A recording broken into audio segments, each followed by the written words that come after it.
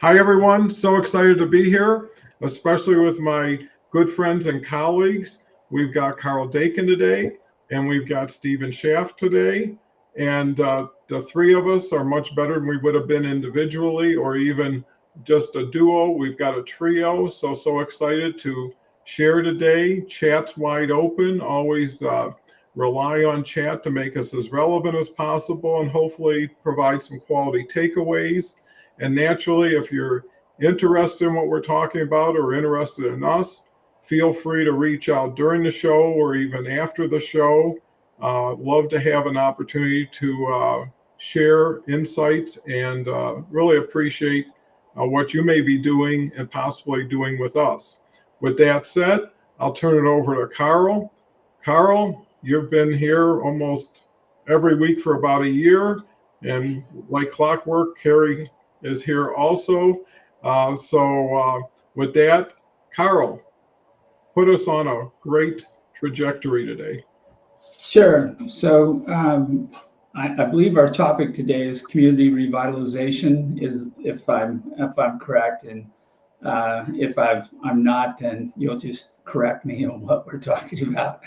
Um, but yeah, before the show started, we were talking about building attendance, and I was trying to talk Don into giving away $100 bills to everybody in the audience today, and I just couldn't quite talk him into that. So we're just going to have to get by on our good looks and a good conversation.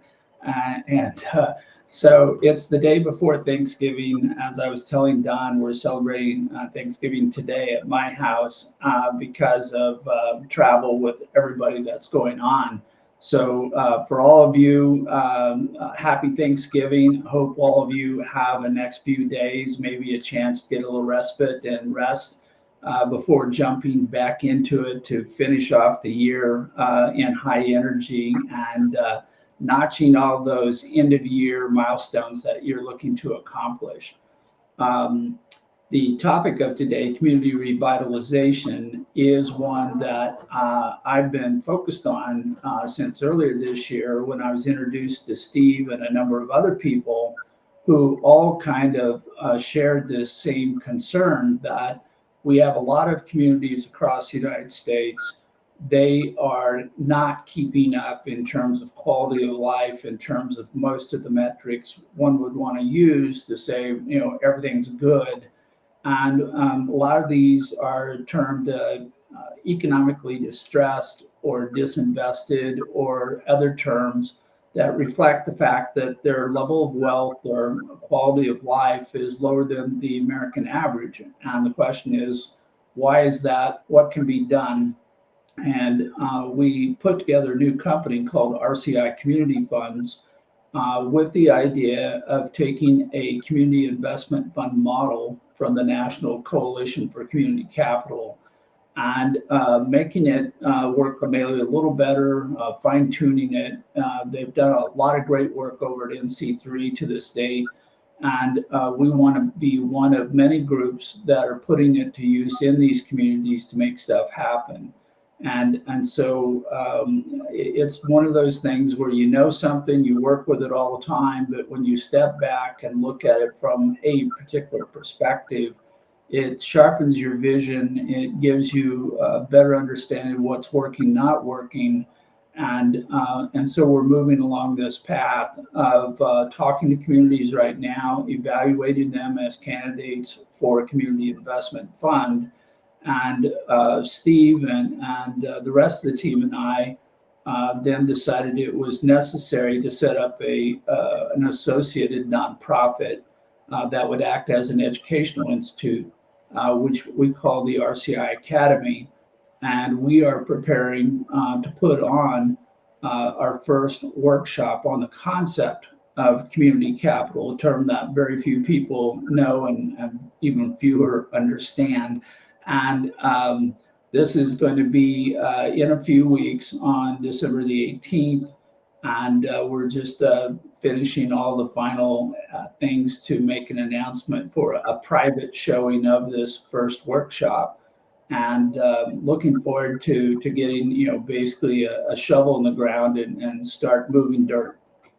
Well, sounds very exciting. I know I've been privy to some of your strategies and thoughts, and I'm very impressed and optimistic, not only how and what you do, but the market it serves, and in my opinion, is totally underserved, and in a lot of ways is treated in legacy fashion, as opposed to really integrating new technology, primarily communication and branding and PR.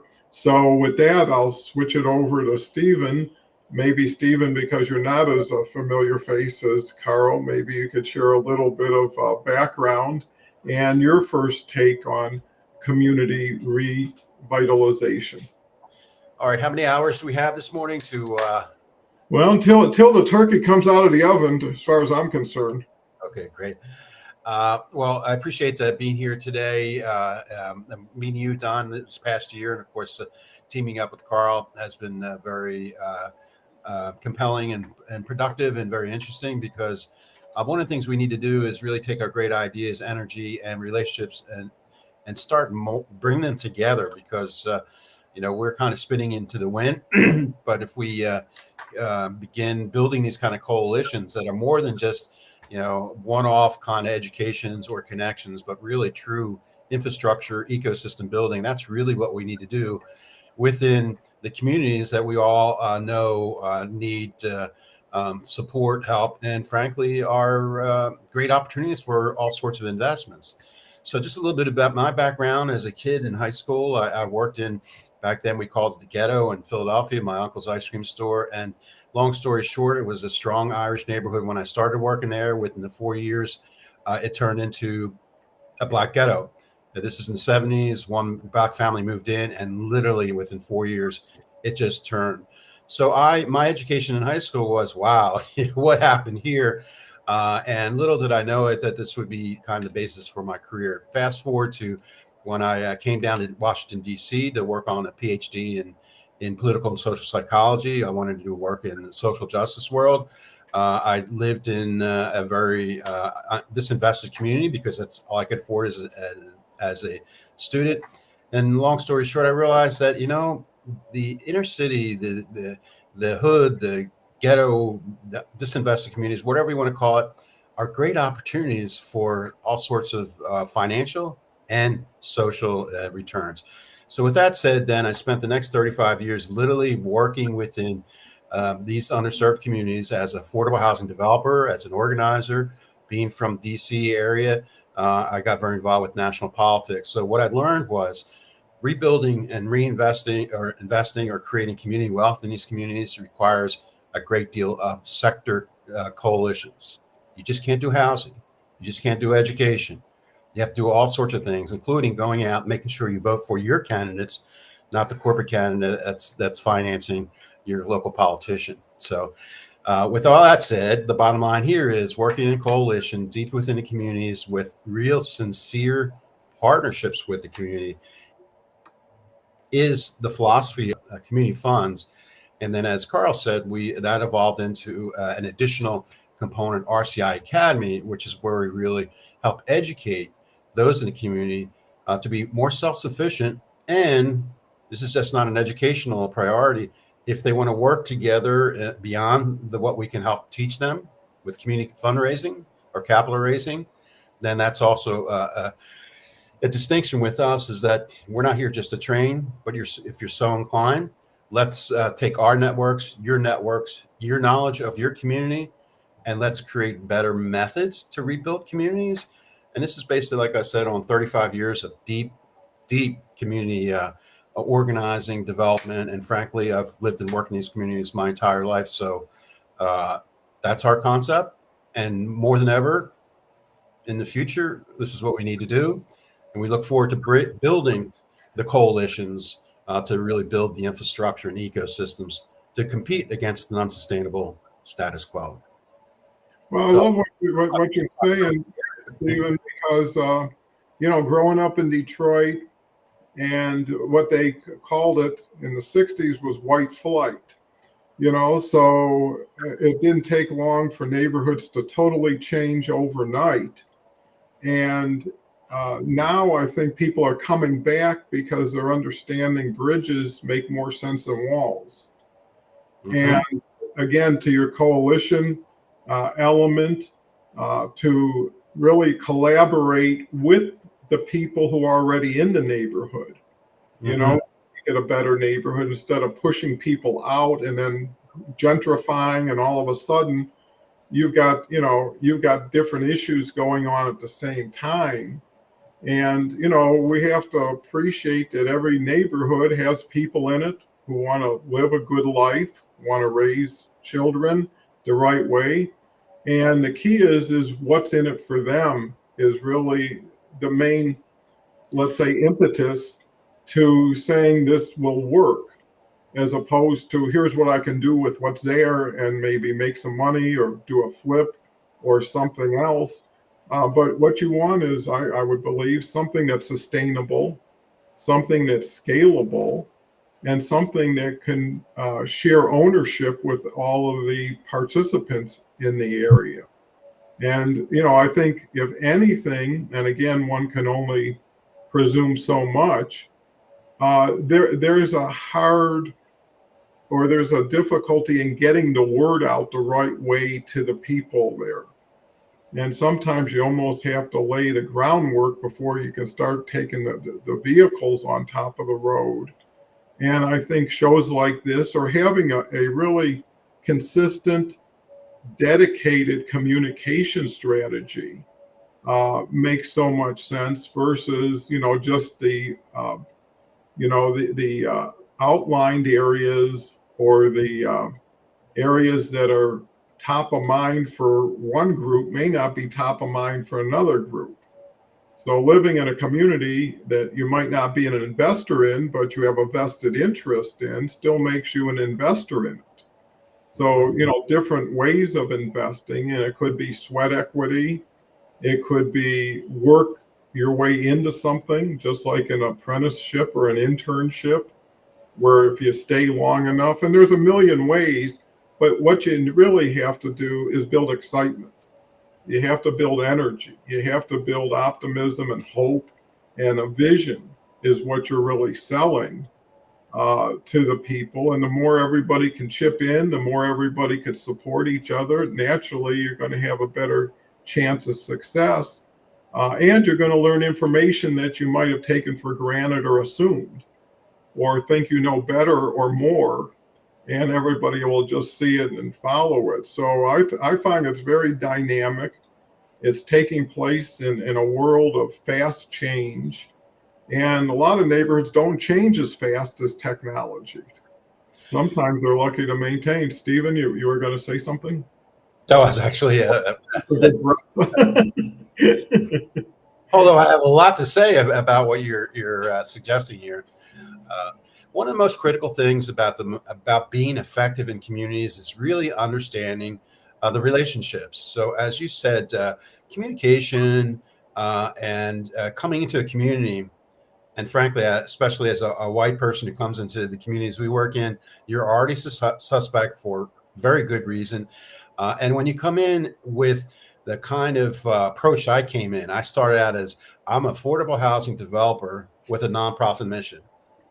I thought it was a great way to approach the community, but what I realized very quickly was all the nonprofits, the faith community groups I want to work with, and everyone from the community is like, that this guy's, there's something wrong with this. It sounds too good.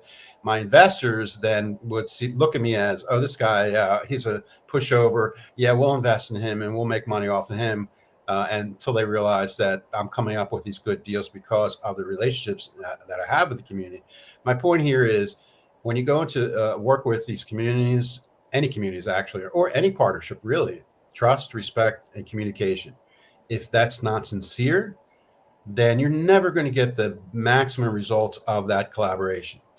So it took, I think, frankly, about me 10 years to prove that my walk was the same as my talk, because I came in as a social organizer, as a social justice person.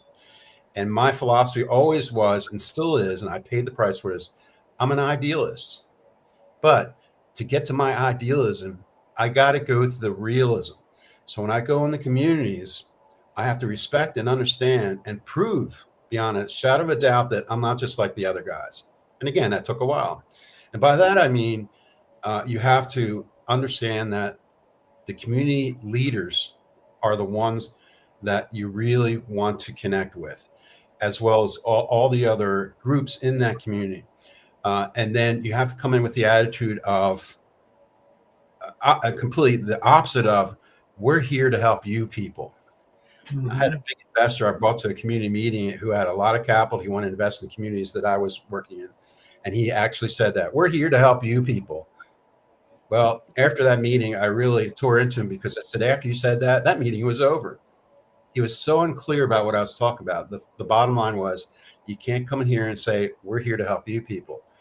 My approach was, because this is sincerely my approach, and I realized very quickly this is different because I was not a typical for-profit developer.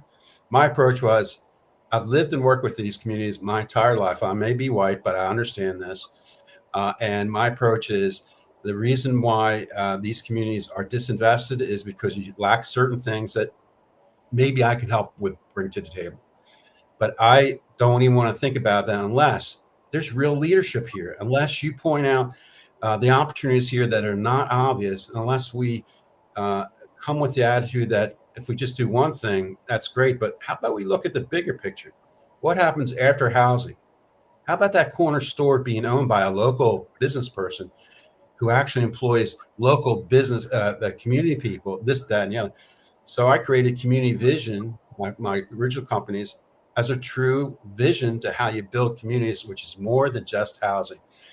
And what I found was, after 35 years, and still, Karl can attest to this, is you would think that having this expertise and connections with all these different sectors would create a great model to change how we improve our communities. It's very tough to combine these sectors because we're so used to, I'm in the financing, that's all I do, or I'm in the housing, but we need to bring them all together. And again, that's where RCI Community Funds and the Academy are going to focus on, is how do we bring all these leaders and the right resources to match with the right combination of local community. And at the end of the day, our outcomes will be much greater. Our risk is lower. And ultimately, we can scale and replicate. And then now we're talking about more than a multi-billion-dollar opportunity without radicalizing the market. We're just doing what normal business people do: find the right opportunities with the right partners and mobilize the right capital in a trusting, respectful way. And you'll find that rebuilding communities is not only the moral imperative, but it's a huge financial opportunity. That more and more investors, as you know, after the housing collapse, corporations began to figure out how to come in these communities and buy up massive amounts of foreclosures or distressed assets, which unfortunately now has really tremendously impacted negatively the markets, because almost a third or more percent of our market is owned by outside corporations that figured out how to do single family mass, real estate management. Well, I think that really makes a lot of sense. And I love the word trust, because that's so essential. And people forget there was a history before they showed up. You know, that there were people there before who were, how do we make money here? How do we take advantage of this opportunity without directly feeling like we're going to take advantage of people, but that will ultimately happen. So, Karl, before we get too far down the road, want to get you back to single file with us. What really motivated you to get excited about this opportunity and to invest your time and interest in it? Well, there's a number of things that caused me to want to get behind this massive project, where we're at the very, very front end of what could be a much, much larger aggregate project. We've talked about helping 1,000 communities raise $1 million apiece into a community investment fund. That's $1 billion opportunity that we're talking about. But to get there, we have to come up with this template, repeatable, usable, and adaptable template that fits into any of the communities that are in this distressed state of mind. Part of what drives me is I commonly work with small businesses, both startups and ones scaling up. And by doing that, I work with a lot of the economic development agencies, people who are paid and who work as a mission to improve the quality of life in their backyards. And what became more and more apparent was that a business by itself is like planting a stalk of corn out in the middle of a desert. It's got little chance of success. But when we think of ourselves as part of a social grouping, working with others, part of a community, we actually can enhance the probability of success of that individual business. But as Steve articulated so well, we have somehow defaulted to a bunch of silos. Housing is separate from building businesses or supporting businesses. Even within economic development organizations, actually, there's a bit of a war between recruiting in and outside business, which exports all of its profits out of the community, over building up and supporting a local business, which holds those profits within the community. So we have a lot of systems in place that are actually working contrary to the concept of building community wealth, of building community capital. And yet these systems also work against the success of an individual business. So when I had a chance to meet Steve and the other guys on the team, who all have tons of experience, been there, done that kind of stuff, it was interesting to find that we all found a kind of a common truth, which is we need to build these communities to work together. They need to be designed to create their own economic success.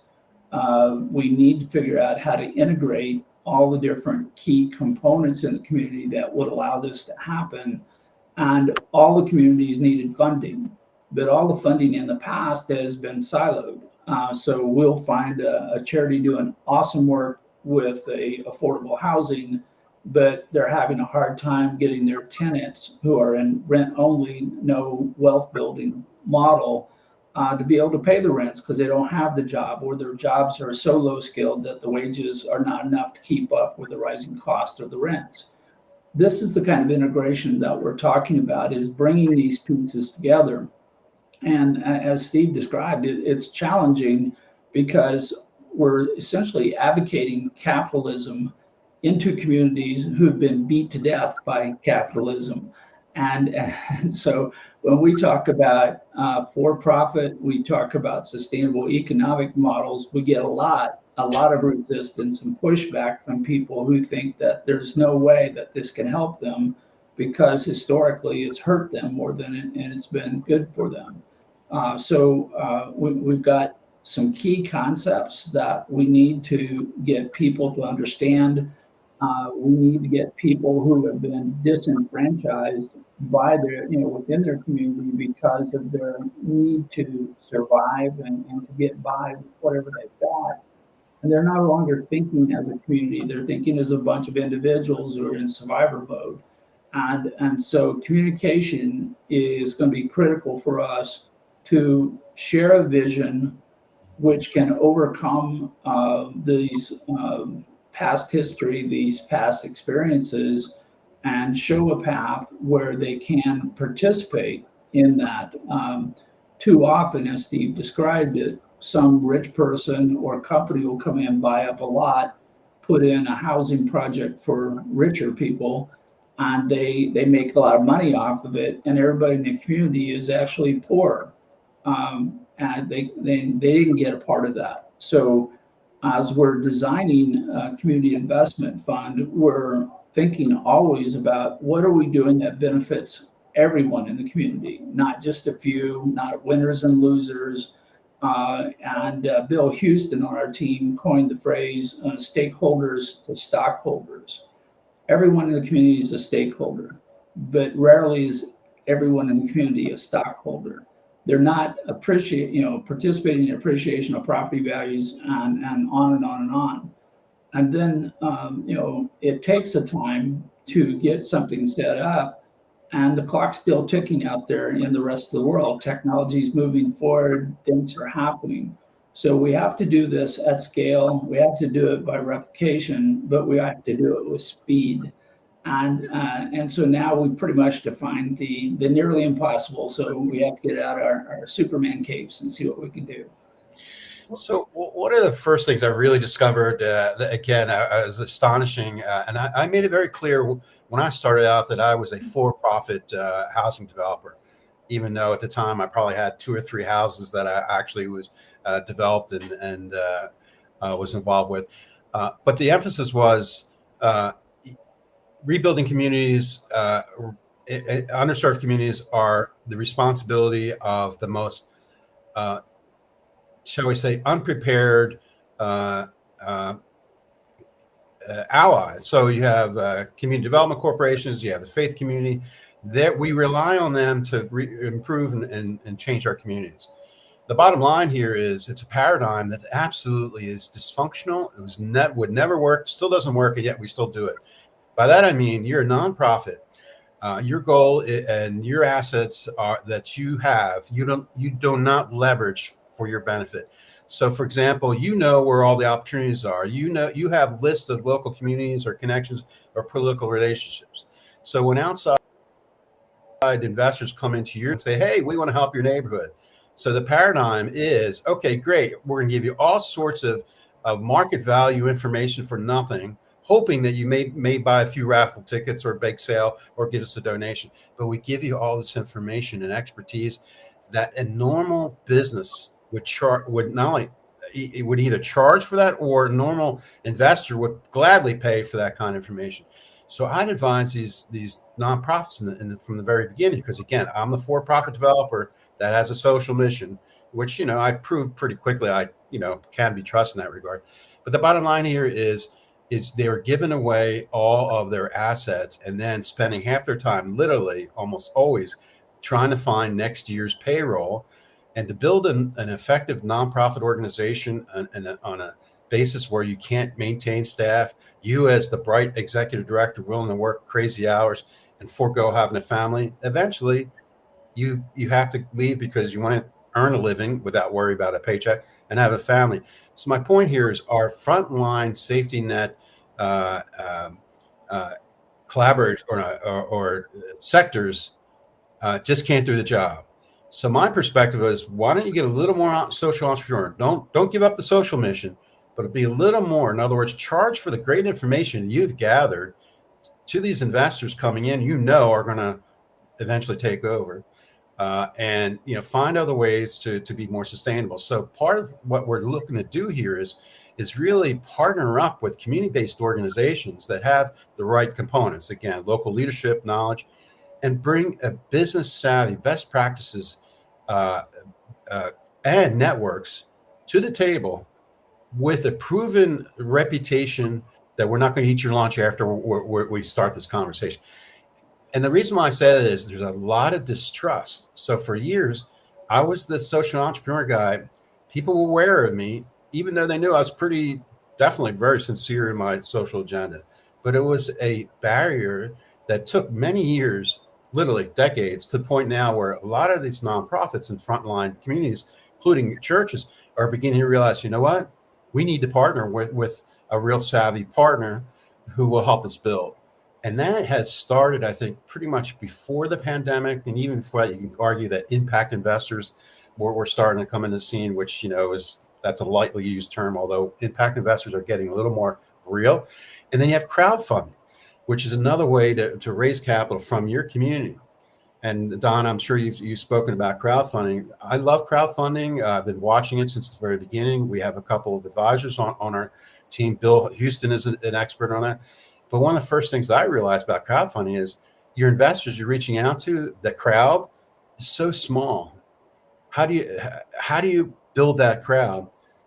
And I thought, well, let me talk to my organizing friends who literally could reach out to millions of people for calls or a candidate and say, how about we build that bridge between crowdfunding world and an audience that wants to invest their money in productive community-based activities versus, fueling the fossil fuel industry in their mutual fund. And so that, again, to me, it's like, why haven't we built these bridges before? It's because we're so entrenched in, one lane siloed activities. Break down. And again, we, RCI Academy, and as well as community funds, are at the right place, as far as I'm concerned, to really accelerate that kind of change in paradigm. And fortunately, and hopefully some of you out there in the audience are doing relatively the same things. And how do we come together to build a cohesive infrastructure so we can go scale? Well, I think to your points, and they're all very important, valuable points. If you do take things to where the world is and where the world's going, I found most people have done things because that was the way you did things. And in a lot of ways, it was the best way of doing things. So if you're a local player, let's say in Baltimore or Detroit, your focus is going to be in Baltimore and Detroit primarily. Now things have changed. Geography is not limited to physical presence.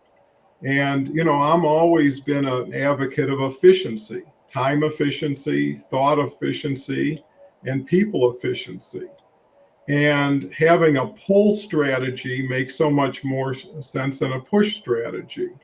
And what that means is you put out the information that you think is important, and people absorb it and then get attracted to you and want to qualify.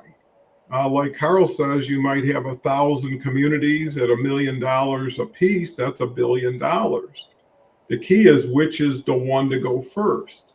And it's usually the one that has enough in place. I mean, just like Karl does in traditional, if there's something called traditional financing, you have to qualify, right? Or you have to define yourself. Hey, I'm a startup, need seed capital. Well, there's a difference between that and someone who's already further down the road and needs something to support them. And you always want to go where the wind's at your back instead of at your face. And it is their community, it is their opportunity, and based on that, who is in the best position to submit a proposal or to qualify for a meeting, as opposed to doing all the legwork yourself and then hopefully replacing it with somebody, which probably isn't going to happen as easily as if it was already in place.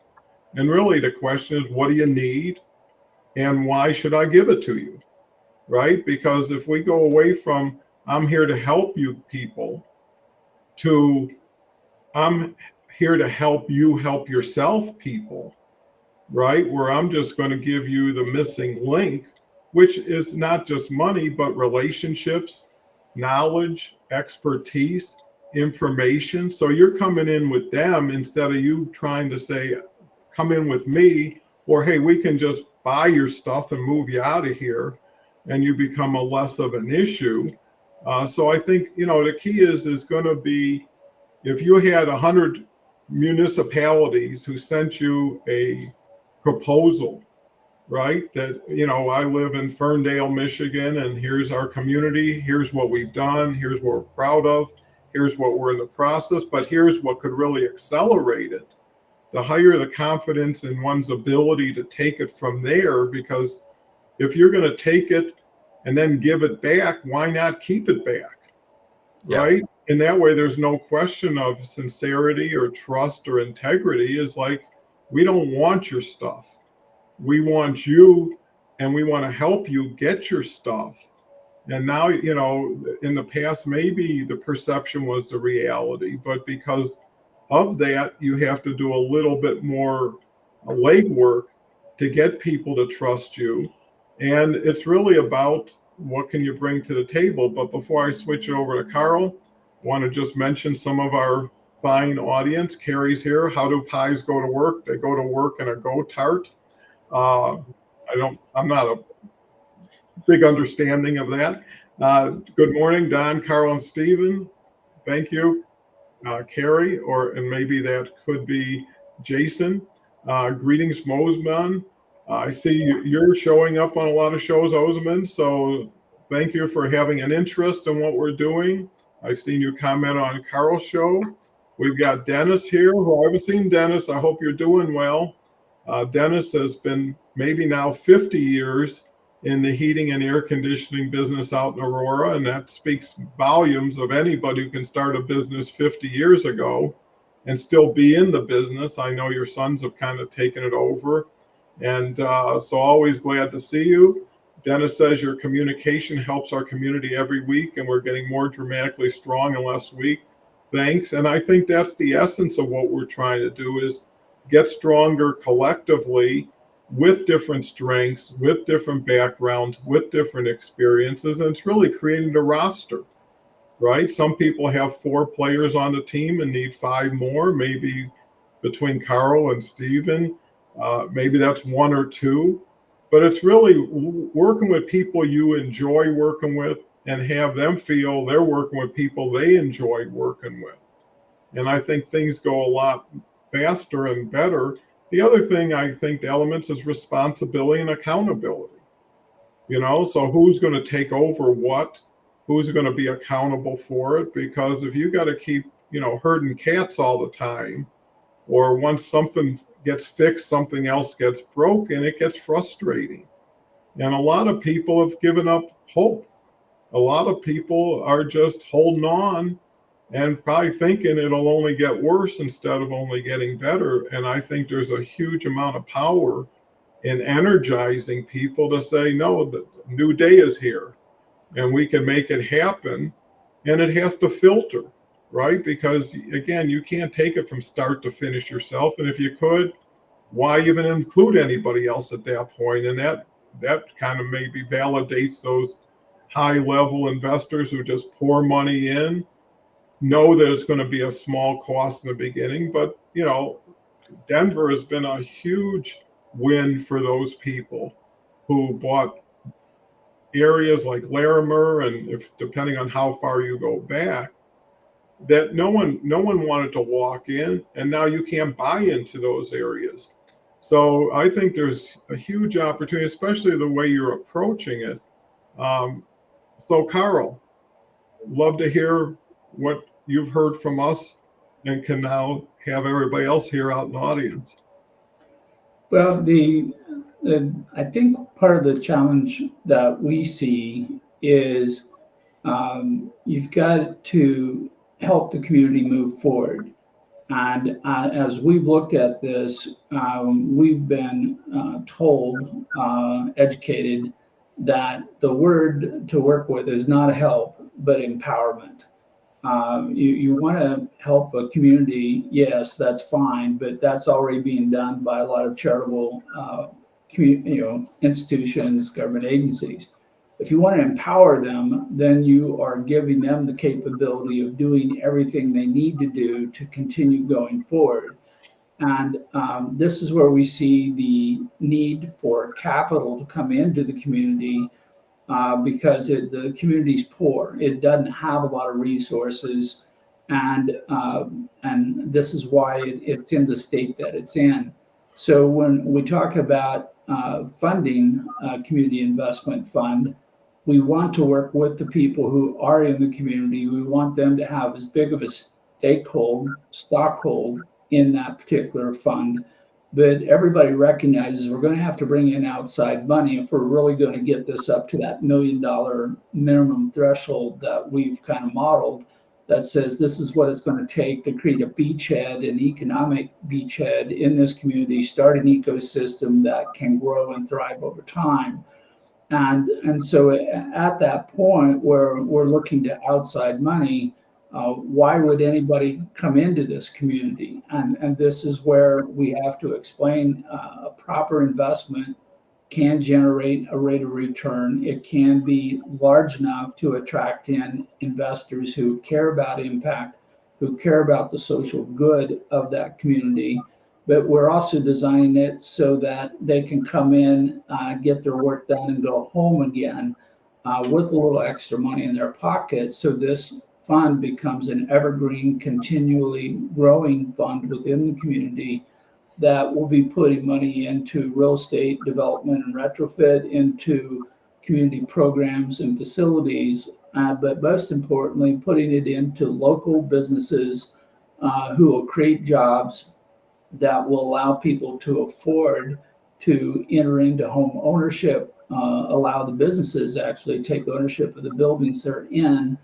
Everything we're looking at is trying to figure out what is the shortest, quickest, most efficient path to build wealth at both the individual and the community level. But as we're doing that, and we talk about community capital as a larger term, it's not just wealth. It includes the skill base of everybody who lives in the community. If a person is working at a fast food restaurant making minimum wage, it's going to be really tough for them to support a family, maybe pay for college or other education. So we have to figure out how to build up the skills of the people in the community, because it's a measure of wealth. It's a metric that we can work towards, where we say, well, what if the average person's making $15 an hour in this community? If we can push that up to $17, $18, $20 an hour, that's a 1/3 increase in the total skill base of that community, which will have a massive outcome. And then last but not necessarily least is this concept of social community, of the community working together as a community, as a group, collectively, as a cooperative working together, because more things can be accomplished when everybody is on the same page, playing the same song. And this requires coming up with projects where everybody can benefit, not only as a stakeholder, but also building their own personal wealth. And Steve mentioned earlier investment crowdfunding. This is such a radical new tool that most people don't even know about, let alone know how to implement correctly. But it now allows everyone over the age of 18 to invest in a business, in a community investment fund. And in these small communities where they have they're underserved, they have a little amount of money.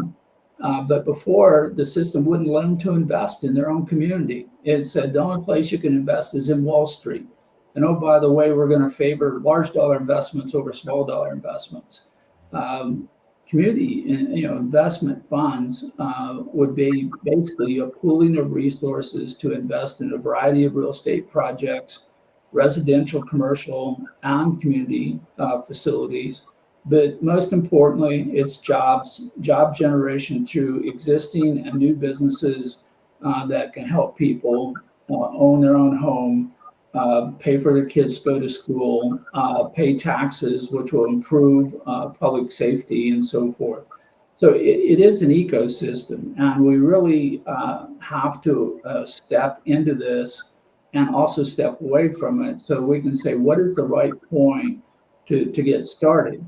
So we might come into a community with a fund that is being built by the people in the community. That's our preference, because we can scale up, we can help more communities quicker, faster, if we can help them build their own fund rather than us coming in and providing a turnkey solution. But we're offering up different choices there. But if you had a single $1 million fund and you bought a building that was already existing and you made it into a commercial space, into a commercial mixed-use building with community space, maybe residences above, now we're checking all the boxes. Now we're saying this is, in effect, our beachhead in the community. With this as a starting point, we can generate enough money to pay back the investors, which we've attracted into this community from outside. We can pay back the investors in the community who did invest, and for the first time, we're empowered to invest through investment crowdfunding. But now we can build on this. We're saying, okay, we got one building, let's go get two, let's go get 4 or 5. And always with an eye on letting the community lead, direct, tell us what's most important, and doing this in a partnership of extreme trust, because we're basically, we're working with them, for them. It's their community. So we have to be respectful of that. We have to keep that thought in mind all the time. And as much as that all sounds great, we are going to be crossing swords. We're going to be stepping on other people's turfs who have been there, done that for a long time, and think theirs is the only way it can be done. There's no other alternative. And for whatever reason, preserving a status quo that's not working is superior to change and innovation that can bring about a better future. Well, with what you're saying, it makes sense that the more vested interest you have in the community, the better it is. So I know when I was growing up at 15, the first thing you thought about was getting a job. Could have been at the local grocery store or could have been at the hardware store, but you wanted to get a job because that would be your ticket to maybe getting a car, and, if you could look at a community and say, well, what is the fabric here? How many kids could use a summer job? How many retired people could act as a mentor? And it doesn't have to be significant. It could be, 3 hours, 4 hours a week, whatever it is.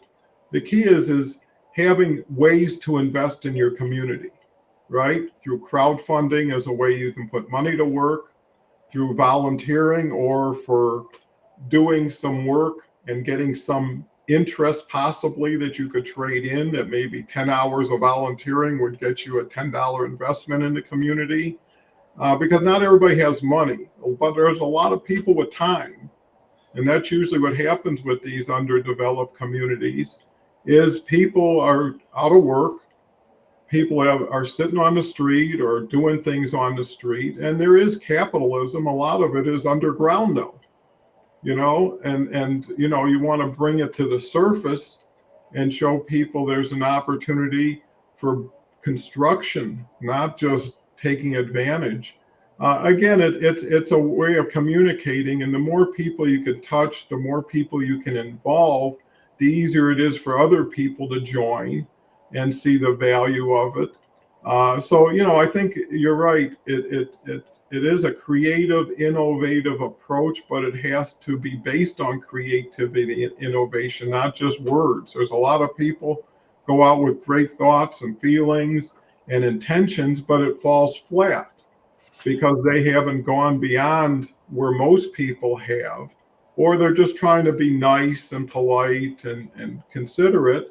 But I think there's huge opportunity if it's structured right, if it's communicated right, and if it's invested right. Because I know the first community or two you invest in is going to be significant to future investments and building trust and credibility with the investment community. Because, one thing I've learned, there's more than enough money out there. It doesn't always have the right direction, so if someone can get a better return or get a good return, and there are people who have vested interest in the community. I'm sure there's a lot of people from Baltimore who would like to see Baltimore get better, or Detroit or whatever. And I know Stephen's very connected to those people. So it's really a matching of the minds, and also of sharing the right intentions. And can we do this? And should we do this?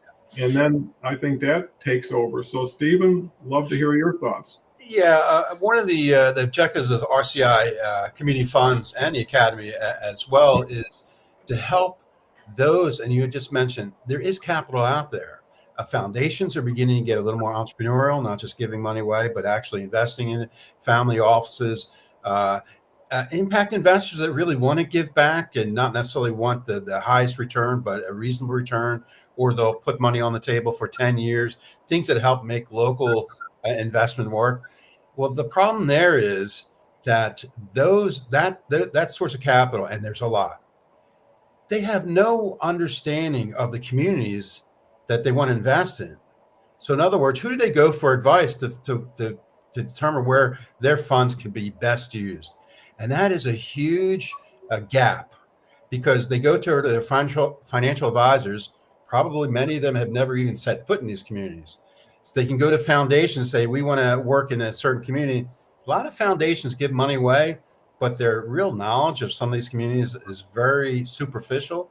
So the bottom line here is if you want to invest your money carefully, even with minimal returns or patient money, you still want an impact. Where do you go?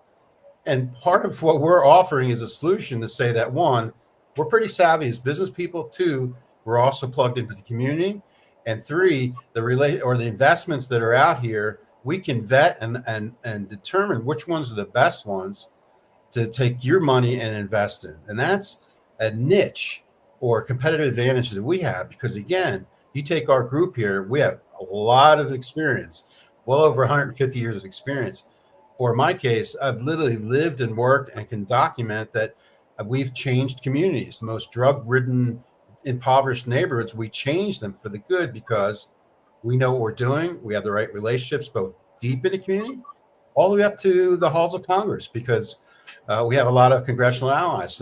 All these are players that have to come together. My point here is, so RCI, one of our biggest objectives is to help you or sources of reasonable or sizable capital, bring it into the communities in a way that it gets you the best returns and impact on your social and financial returns, and mitigates risk. The shiniest nonprofit in the neighborhood may not be the best place for you to put your money into. It could be that ragtag group that's made up of true community leaders that knows where the opportunities are or has the trust of the community to pull together an asset that could be built in a way that truly impacts the community. And also another advantage and priority of ours is we're not here just to make money and do a one-off investment. We want to be able to be kind of a hub. So if we do a project where we could do housing, incubator space for businesses, community arts space, which is an incredible community builder, community arts, big time, and we could create kind of a campus where we have foot traffic, we then want to go down the street and say which businesses here can then benefit from the foot traffic we're creating, and could we and should we invest in those businesses? And in these underserved communities, oftentimes you could take an entire block and rebuild it. My point here is we want to look for investments that not only have the greatest impact, but the ability to reverberate into a much broader impact in that community that then again mitigates everyone's risk, because then become stronger, more financially viable communities. Well, to that point, again, referring to Detroit, there is a gentleman, I don't know if you're familiar with him, Dan Gilbert. And he owns Rocket Mortgage, Quicken Loans, multi-billionaire. And I'd say about 10 or 15 years ago, he went into inner city Detroit, downtown Detroit, and bought up almost every big office building. And he owns like 6 or 7, moved his Quicken Loan people into them. So he was able to leverage his already existing staff. Plus, the rents were cheap. It brought thousands of people into Detroit, which meant it was easier for them to live near where they worked than having to drive in. And then just recently, last year, Henry Ford III, who's the chair of Ford Motor Company, put $2 billion into the old train station. And that became a huge event. And then he built an incubator laboratory for businesses right next door and filled it up almost overnight. And that's now one of the success stories. And the reason he did it was not just because he loves Detroit, maybe he does, but he came to the conclusion, I can't bring talent to Detroit unless they're in an environment and a culture that satisfies and supports them. So it was some self-interest. And I think when you can share interests among different lines and then come in and piggyback with somebody who's already put a stake in the ground and said, I'm investing so many millions or billions, I'm going to keep adding it on. My partner, who I was so fortunate to be with for 12 years, was a self-made man, became a billionaire in his own right. His whole philosophy right after World War II was to buy 5 miles outside of Detroit, and it would grow into it. And he had enough lumber companies and construction that he could not only own the property, develop it, and it just became huge. And ultimately, he built over 50,000 condos and apartments all over the country. So I think that might be, have someone who's already a lead in there. I mean, no different than investors. Someone goes in and takes the majority, and then they add on people. I think that would be important. I think you're aware of that, Steve. What do you have to share about that? Yeah, you need leadership like that to show that this could happen. And frankly, what he did in Detroit, he's a very successful businessman. I mean, obviously, I'm sure he had a social mission.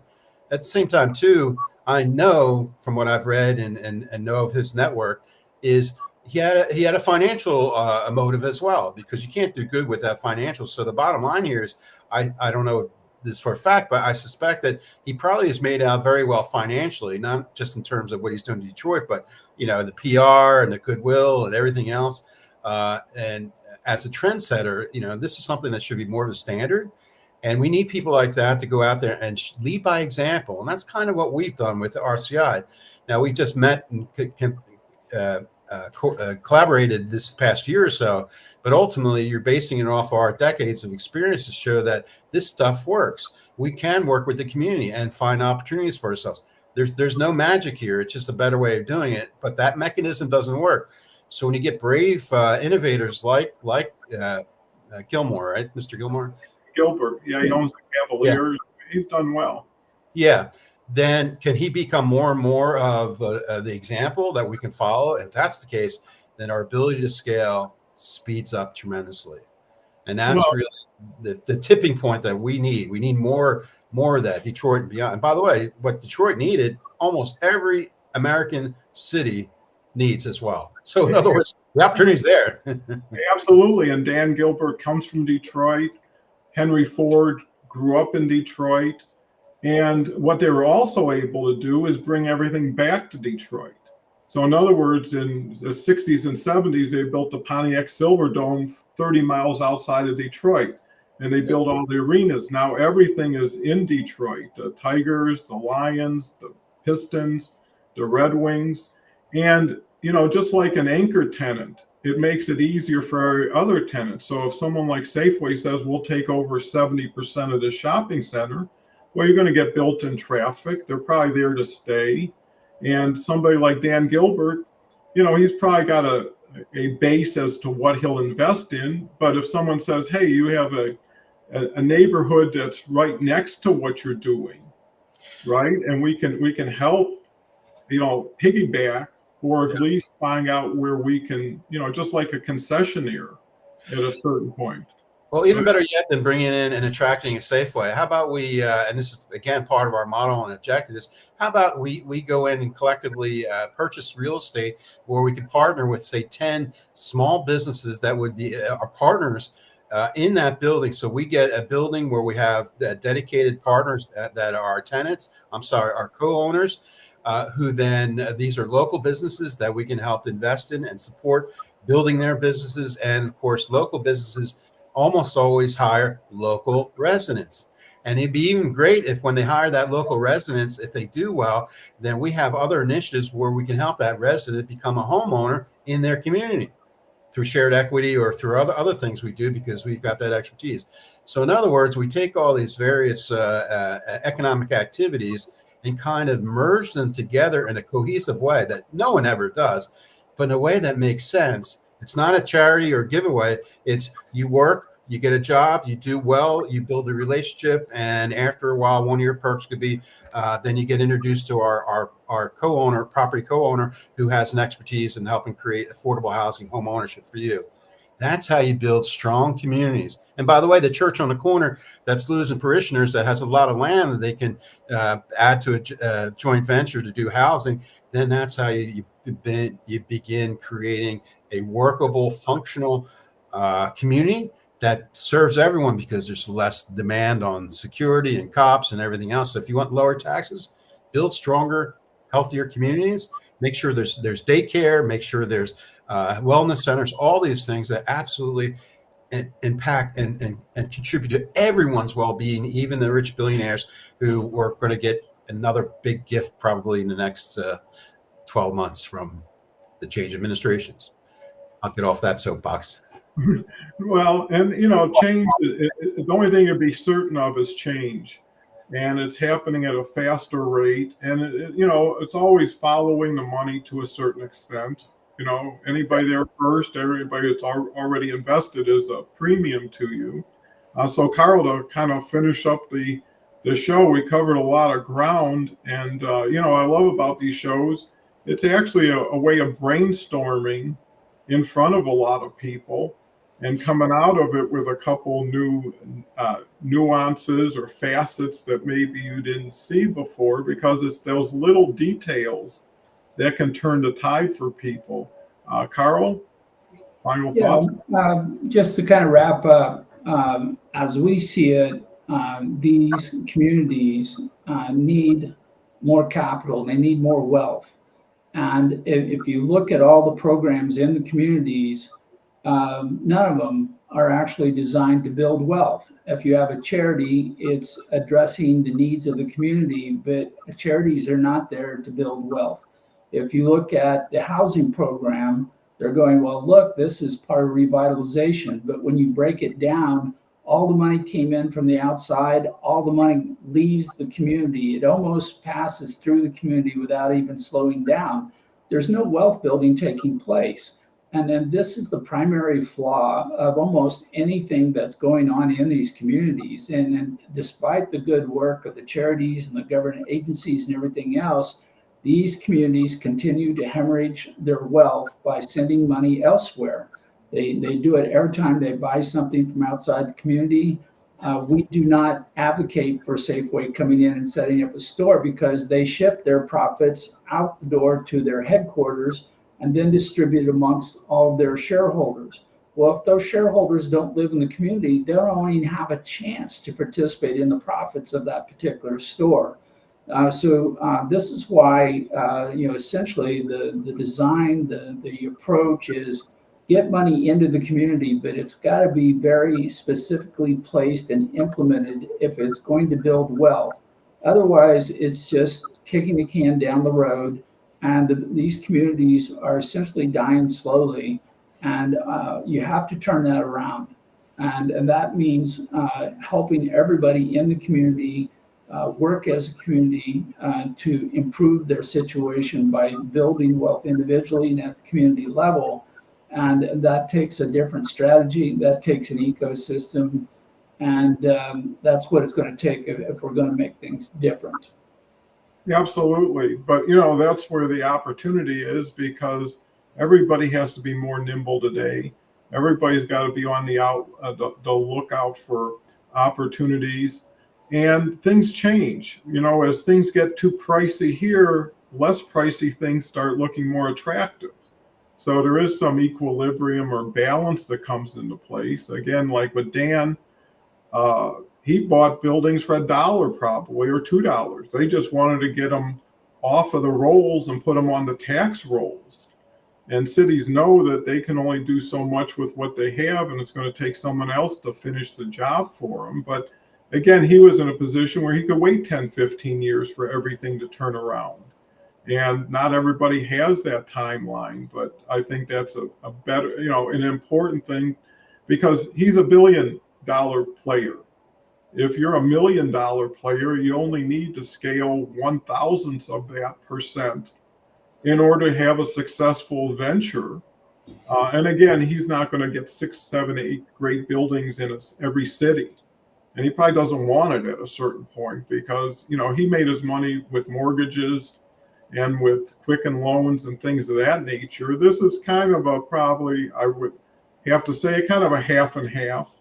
Like there's a financial benefit, but there's a personal benefit, or there's a social benefit that he might bring to the table. So with that said, it's very, very instructional and entertaining, and I learned so much, and I think there's so much for all of us to learn, but we're ahead of the curve. And I think we got to bring a lot of people with us, you know, and it's really about having a vision, sharing a vision, and people adopting the vision together that could make it happen. So with that, I want to thank Carl, want to thank Stephen, and I want to thank the audience and wish everybody out there a happy Turkey Day. And come back Tuesday. I'll be with Beverly Glazer again, and we'll do it all again. So with that said, Appreciate everyone. Look forward.